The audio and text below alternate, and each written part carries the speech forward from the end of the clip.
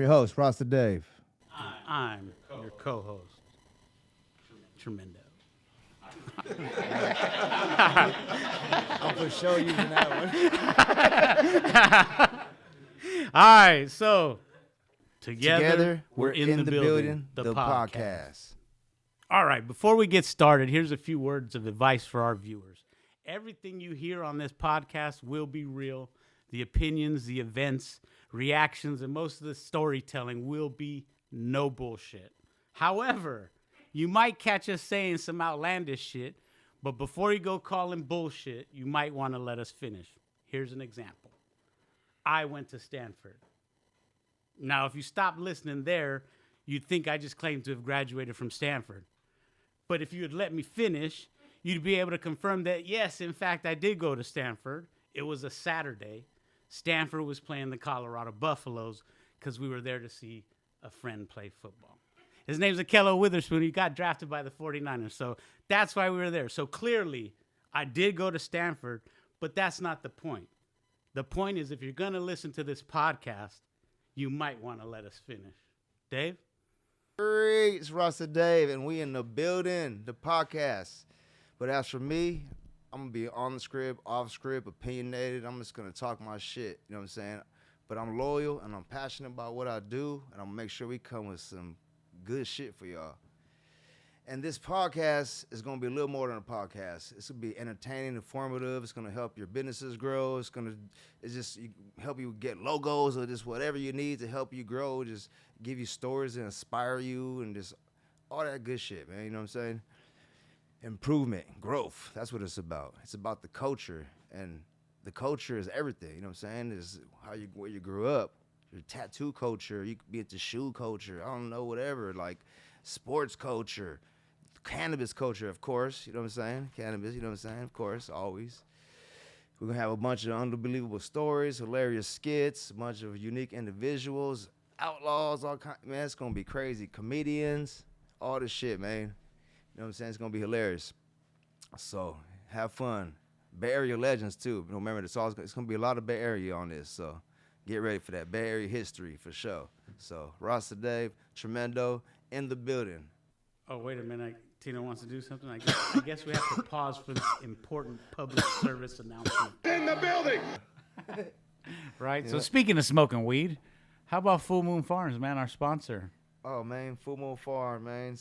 Follow on Instagram, Full Moon Farm 707. Eco-friendly, organic, compassionate care supporters of great causes. A Humboldt County original out of California. Humboldt County, you already know, the best weed in the world for 50 years plus. And you do know that. Man, I mean, pretty much at one point, I think they said, like, Humboldt County was supplying 90% of America's weed. At the Boston, Georgia weekend. Now it's gone far down because of the way the legalization has been rolled out, but whatever.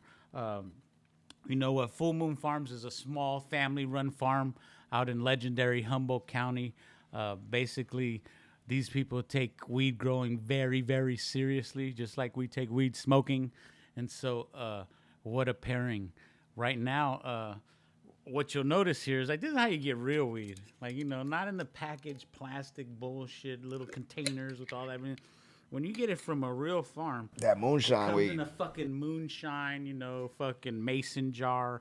You crack that bitch open and you get the great aromas. That's that fresh. Not a bag. It smells like some new plastic just came out. Fuck that. I mean, I wish they could come with a way where they ain't got to use those whatever Mylar bags or whatever the fuck they're using to package shit. I mean, I like the jars a little better, but still. They packaged that shit, and who knows how long ago that was packaged. Like this shit right here. That weed shit, that dispensary shit's crazy. So, anyways, on this podcast, we're going to have a bunch of sponsors. Most of them are going to be related to weed simply because it's a staple of our podcast, weed. I mean, we're going to smoke it. We're going to eat it. We're going to try weed pretty much any way we can. I mean, and there's so many different ways to smoke weed. I mean, shit, like... Well, what's your favorite? Rasta? Oh, man, I'm one of them, I guess you call it spliffs or whatever, just, you know, backwoods. But not backwoods, I smoke Zimmies, but whatever. I ain't going to be advertising, but yeah, Zimmies. Zimmies, I'm gonna try one of these while we're talking. Yeah, they're cool. They're Zimmies. They're a little softer than the backwoods. Softer than the back room. Damn. Yep, I need to get off these and start smoking Zags again. But you know, I tried that plenty of times, and I just keep figuring out I ain't no quitter. Right. So, believe it or not, we shot a documentary out at one of these farms, including this farm too. We were at a bunch of farms up in Humboldt County, but I got to go to Full Moon Farms, you know, Nice. their actual farm where they grow this Gasberry Crunch. And they got some dope ass gear too, dope ass hats. Oh, for sure. I mean, look at Dope that. ass. You know, got us whipped out. It's all good. Full Moon Farms. Check Yeah. them out up there. You know what I mean? Humboldt Yeah. County original. So I went up there and like, man, they got a good thing going. Like, you got a super nice cabin. Like, they're cooking outdoor pizza. You know, with this pizza brick oven and shit. They got like this outdoor Official. like party area. Yeah. So I mean, obviously, he's got like 3 different like super farms that are in like, you know, different microclimates and shit, and like they're Damn. really scientific about their shit. I mean, again, they take this shit really serious. So they come up with these strains. I guess here he tells us a little bit about the Gasberry Crunch. It's a gassy strain. Basically, it's discovered from a 3-year pheno hunt of its sister strain, an award-winning wildberry pie. The Gasberry carries over its fuchsia hues from its parental cultivars, the award-winning Northern Berry and Blueberry Muffin. However, the Wildberry pie took a sweeter twist in its profile. The Gasberry Crunch forged its own path into the world of gases. This is a unique and exclusive strain that is only released in small annual batches. Guess from where? Full Humboldt Moon County. Farms, Humboldt County. So yeah, Original. If you're interested in trying some Gasberry, either you have to come sit with us right here, or you have to get with Full Moon Farms, and there'll be some more information later about where to get their products and whatnot. I mean, I feel for these guys, dude. They've been in Humboldt forever, growing weed forever. Like, they take it so serious, they love it, but they're getting fucking X'd out by corporate fucking weed, by the Marlboro man, you know, and weed. They don't mix. Like, it should not be allowed. But from what I hear, shit's going crazy and things are gonna change. So Just all the taxes should and be stuff, better. and it is. Well, that I mean, what I'm every saying? business has taxes. I mean, in California, But they got like California 3 is or an 4 expensive place to have a business. Doesn't matter if it's weed related, if it's pizza related. I mean, you know, somebody I talked to on the documentary, they complained about their annual inspection being like $600. I was like, oh, that's not bad. Ours is $1,300 for a pizza joint. You know, so it's all relative to, you know, if you want to own a business in California, you better be ready to break bread because, yeah, believe that, the state is ready to take it all. I'm actually helping my friend open a dispensary. He's opening one in my neighborhood. It's called MD Delivery. They have one in North Hollywood, Beverly Hills. They're opening one in Redwood City, Van Nuys, I think. I'm not sure, but it's called MD Delivery. They'll be opening one in a couple months in Excelsior on Onondaga and Mission. And I'll be helping with all the quality control and all that. And so, Well, maybe yeah, we can I'll let link y'all them know. up with Full Moon Farms somehow. I Yeah, mean, I oh, know for there's sure, got to no. be like a distributor sure. in the middle and Consider all it that. done on the quality However control. we could figure that out. Yeah, I'd love to get these farms, especially our sponsors, the people that are nice enough to give us product and shower us with money. Hint, hint. Dude, we up So and that we running. could do what we They're want in to there. do. You know what I mean? Not only that, I mean, just again, like, you're getting this fresh shit straight from the mountain, man. It's not been sitting in like containers or whatever. It's just nicely manicured, good. Real weed. greens. People don't understand that. Like, you know what I'm Yeah, saying? Well, I mean, The I art think of people this. can get confused. Like, you know, they walk into the store and they want like, oh, the dispensary, like, give me the strongest shit you got. Well, I mean, that's like walking into the liquor store and like, give me Everclear. You know what I mean? Yeah, people don't You get drink it. a couple shots of Everclear, your ass is gonna be throwing the fuck up. These dudes are like, these people are So- like Van Gogh with this. You know what I mean? Right. I hope one day it'll become like, Oh, you know, shit. Northern California's, you know, weed touring area, just like the wine industry. I want the weed industry to become one day where you could go and, you know, test some of the weeds on the farm, buy some if you like it, and then you go to the next farm, just like you would a winery or something. That's what they need to do. So, coming from us, support Full Moon Farms and all the other legacy farmers out in Humboldt County, man, and go ahead and try their Gasberry Crunch the moment you get the opportunity. Full Moon Farm 707. And you do know that. I'm in the building. All right, so here we are in the building again, Rasta Dave and Tremendo. So we're going to introduce some people to you, but before we do that, we got to introduce ourselves, right? So without further ado. I'm Rasta Dave, man. Born and raised in San Francisco, California. You know, I've been doing photography for like, I don't know, over 10 years, like seriously, but I've been doing it for like a long time. But I don't know, I've just been doing a lot of kind of stuff, videos and directing and helping out Jose with his movies and stuff. And That's Tremendo to you. Oh, yes. Tremendo, helping out Tremendo. It's gonna be one of those Tremendo. Yeah, no, it's good. I mean, so here we are in the building. Pretty much what I like to do now is just tell the people what we're gonna do throughout the podcast. You know what I mean? A lot of people don't know our story. Like, we've known each other just like Mike Pierson. I've known 20 years. I've known Rasta Dave over 25 something years. And believe it or not, he wasn't always Rasta Dave. When I met him, he was Lil Dave. Mm-hmm. I had a few different names. How did we meet? Do you know how we met? Through Will. Cousin Will? Will, yeah. Cousin Will? Yeah, Cousin definitely, Will. definitely. Cousin Will. Do you remember the exact day we met? I don't think I could pinpoint it. I just one time Had to be he smoking had you, some weed. Yeah, he brought you over to Geneva just one time, and then just introduced you, like you, Chito and Jerry, like little times here and there at the same time or whatever, and y'all just started hanging out, and then pretty much you ended up moving in to my grandma's house with us and renting a room. Lita. And that's how we started becoming cool. You know what I'm saying? That's And right. We were lived next, like we were rooms right next door to each other. You know what I mean? That's Literally. it. So I do remember those first visits to it was above Mom's Cooking on Geneva, and what I remember about them is like we'd all just be chilling in Lil Dave's room at the time. I think at the time we were playing a lot of Mario Kart. We were like, everybody put a couple dollars in, we would bat over Mario Kart, smoke weed, somebody would win the prize, we'd play again. There'd be some arguments and shit, but for the most part, we were just young, getting high, doing pretty much nothing, and Go to the park or whatever, play some hoops. yeah, that's what I Then remember. we was in probably our the shit. most. We was in our little bullshit. You was kind of, you know what I mean? Yeah, I was definitely more into the athlete scene. You know what I mean? Like one of the first people I met through you and through my cousin was Black B, and we had went to the Excelsior Park. Yeah, we went to Excelsior Park to play some basketball. But what happened was we were playing hoops, and we were getting the best of him on his home court, and he wasn't having it. Anybody who meets Brian will know he's got a lot of pride. He's a Leo too. Yeah, he's a Leo. He's a rock. You know what I mean? Strong-minded, passionate, good, fucking solid dude. You know what I mean? But like me, shit, he hates losing, and so he's at his park. And I remember hitting a game-winning shot and just like kissing, 3 for the win. And he got so pissed off, he started yelling at Ruben. You know what I mean? Just like punking on, how you bringing these motherfuckers from Roner Park? Nah, you don't even really know them.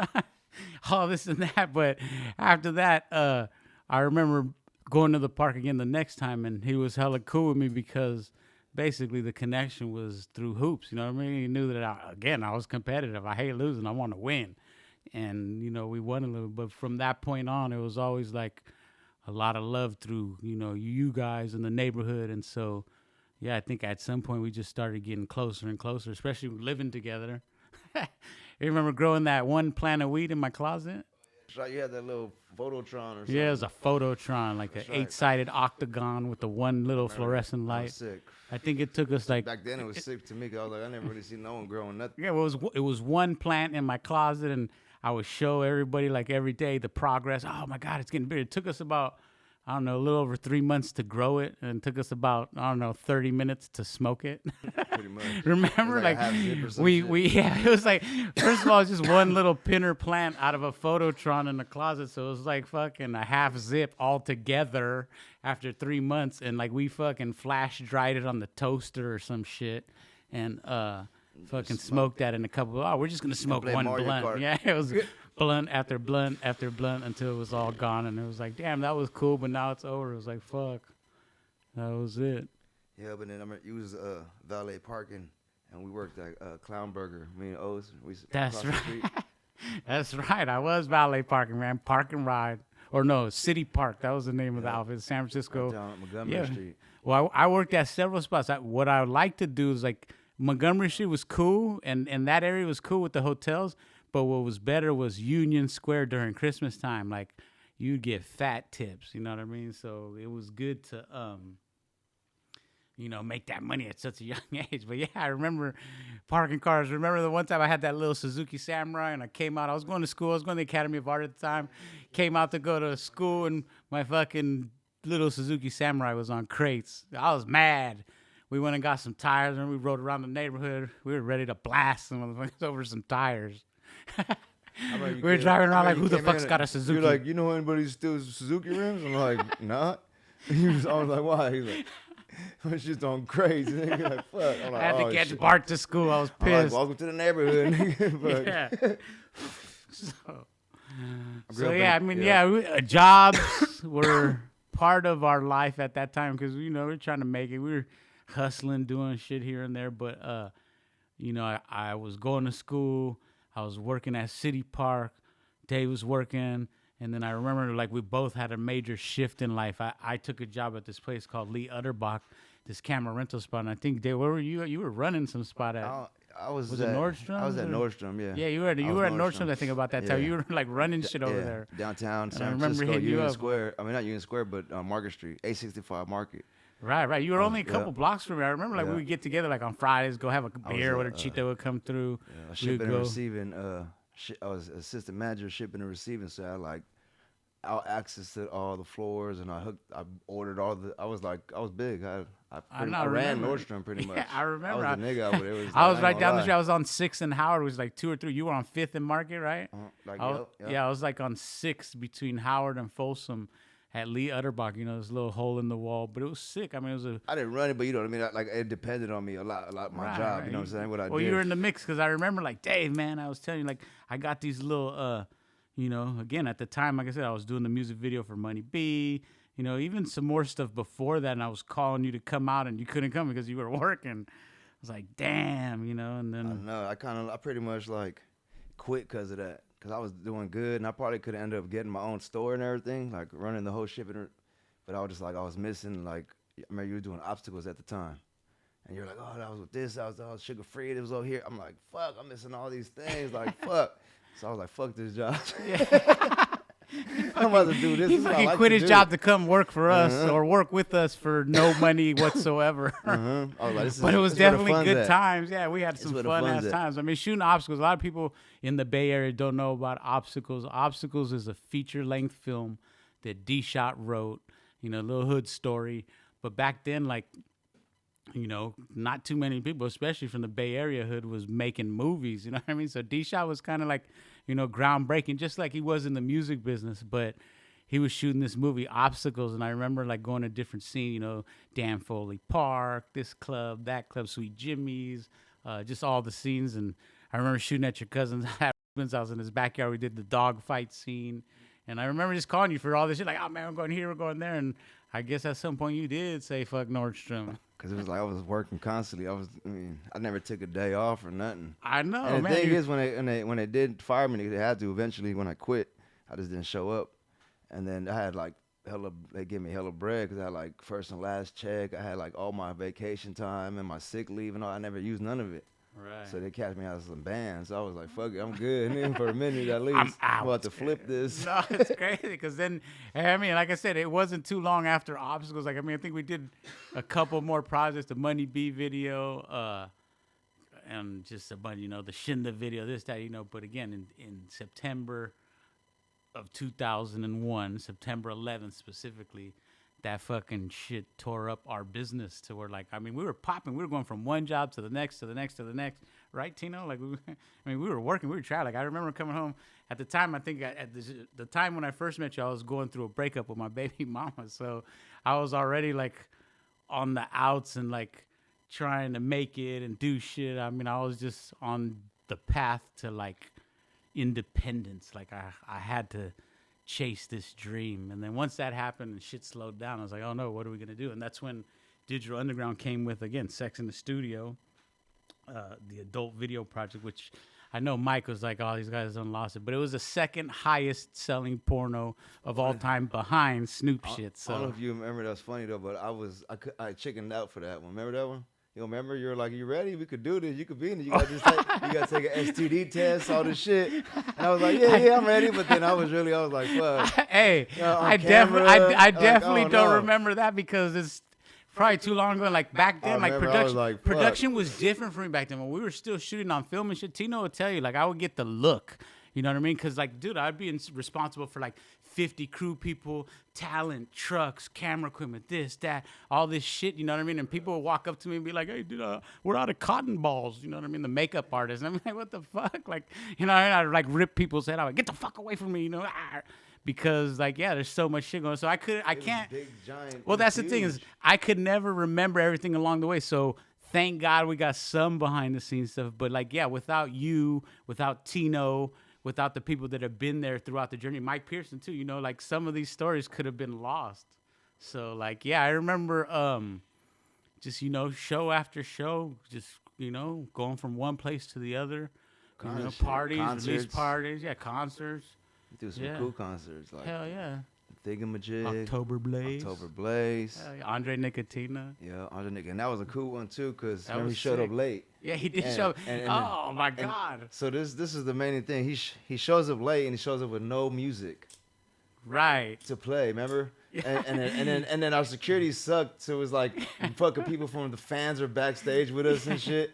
And some white dudes just standing there. Before this happened though, we're waiting for him, and a good thing RBO was there. You know what I'm saying? So, And Sugar Doobie. Doobie. Sugar Wolf. Doobie Yeah, came, Sugar Wolf special Doobie was there. appearance by Doobie. Yeah. Shout No, out I to remember he was Doobie. wearing. Yeah, shout out to Doobie. He was wearing the wolf outfit. Like that's so was dope. legendary. Yeah. And then, I remember that. So Dre Dog was lagging, and then Andre Nicotina was lagging, and then we were like, "Fuck it," you like put RBL on. He was like, "I got my shit," remember? And then the crowd didn't even expect it. Then out of nowhere, hip hop on the motherfucker block. The crowd went nuts. You feel me? Hell yeah. It held. It gave us some time a little bit. It And did because then- they were getting kind of rowdy. Yeah, they were they were starting to getting get they were restless. restless because it was like I mean for the. You know, we weren't like concert throwers. We're not concert promoters and shit, but That we was could the promote first this one. shit out of Yeah, anything. Yeah, for so it was like real. one of our first concerts, but there was like 2,200 motherfuckers in that place. It was Mm-hmm. like usually way back there. There's hella people. I was just like, damn, we actually did it.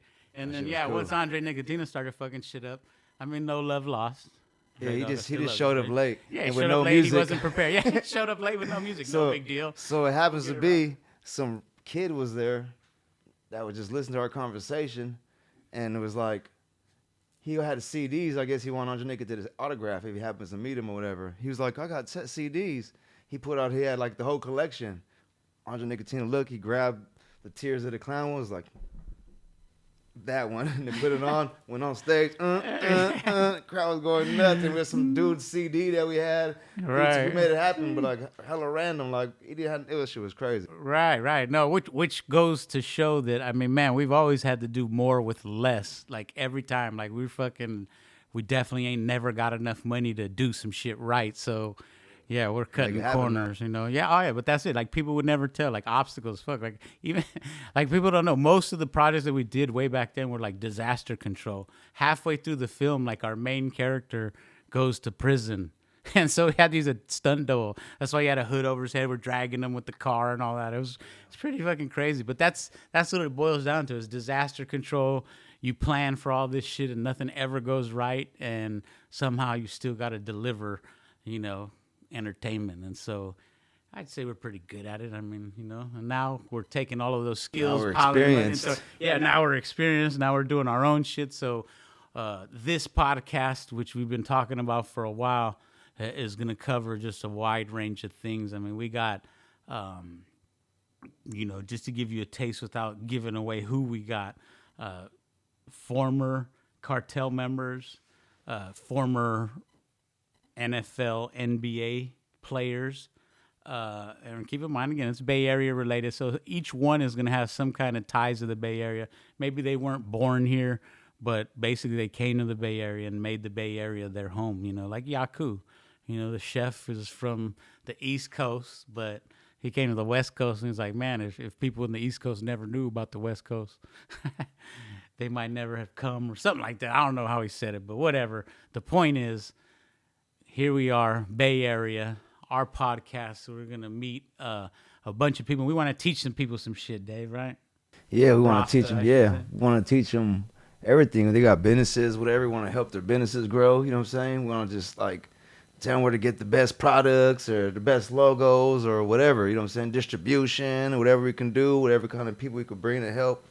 That's what we're trying to do. That too. You know what I'm saying? And while we do it, make you laugh or make some cool ass skits and just, you know what I'm saying? Just make it like a variety show or whatever we're going to do. We're just going to go ham with it. You know what I'm saying? Right. Yeah, we just got so much shit to do in our mind that we've just been sitting on for many years, including like, man, we got treasure troves of archival footage. I mean, never before seen stuff that like we filmed it then when we were there, but like it's never been brought out. I never even most filmmakers or people that are documenting shit will go and watch all of their footage. You know what I mean? Like they'll shoot it, they'll go watch it. But again, sometimes we were so goddamn busy, like there was no time to watch the footage. You put it on the hard drive, you save it, and you're off to the next city to film the next whatever it is, documentary, interview, party, Oktoberfest, back in the days with Digital Underground. But that's what this podcast is going to be. It's going to touch on all the things that we've done.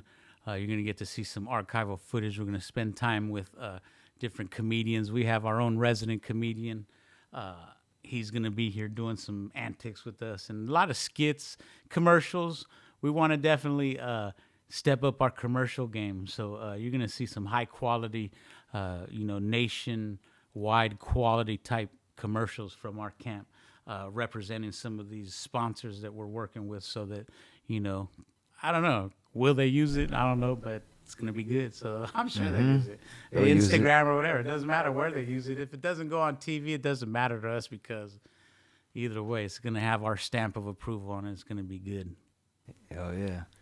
Plus a bunch of like pioneers, old school Bay pioneers of music, new artists, old artists, just, stuff we grew up off of listening to. Definitely. Out here in the city. Oh, man. The Bay, whatever, Oakland, so many Richmond, people. Vallejo, everything, the whole Bay. And then not just the Bay, it's going to grow. It's bigger than the Bay, but you know what I mean?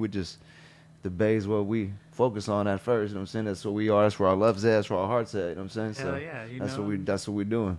That's what it is. I do know this as a special treat later on down the line in the podcast. Our sponsor for today's episode, Full Moon Farms, has invited us to shoot a podcast episode during harvest time on the farm, you know what I mean, so that we can, interview them and maybe even see the process, trim some bud or something. Dope. Trim plenty of bud in my day. I don't know if I have to do it Pretty again, sure that but- everybody would like to see that. That's dope.